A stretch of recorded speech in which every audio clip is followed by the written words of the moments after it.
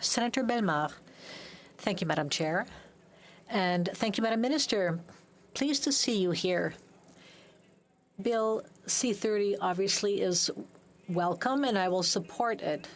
But as far as I'm concerned, it's a fairly weak measure given how expensive groceries and transportation have become, and also because GST revenues have bolstered government coffers.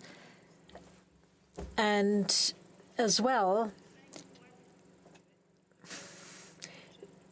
this measure will double the GST tax credit for a period of 6 months, and the increase in government revenue from the GST will have gone up by 50% in 1 year. So, Madam Minister, has your ministry considered more targeted anti-inflation strategies that directly reduce prices, such as a temporary reduction in GST and certain energy taxes? France has experimented with this, and according to France's National Statistics Institute, the impact of these measures is significant, and in France, they've reduced inflation by between 3 and 5 percentage points. So, don't you think the federal government should use such temporary tax measures to reduce the rate of inflation caused by temporary problems in the supply chain?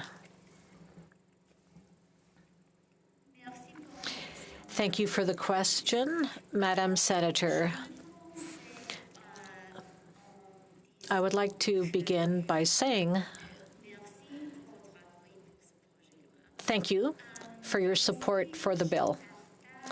As well, I support, or rather I share your concern, because it was very hard for us in the spring, in the summer, and even now to strike the right balance between compassion and support for the most vulnerable, and on the other hand, fiscal responsibility. And with every decision we had to make, we took these two things into account. You asked whether we considered other potential measures to fight inflation. From our point of view, the main measure we have in our system, in our institutions to fight inflation, or rather the biggest tool, is the Bank of Canada, and our government respects the Bank of Canada. And what we can do to help the Bank of Canada is to respect the institutional independence of that organization, and second, to show fiscal responsibility. So this is the balance we have tried to strike, and we believe that in Canada, these are the most important tools we can use. Senator Bellemare, I understand your point of view, but lowering the GST would have brought down inflation. And we've noticed this elsewhere, and this would have helped the Bank of Canada in its mission. As it now stands, the economic costs of the current anti-inflation strategy are likely to be very high, and we can't be sure that this strategy will be effective.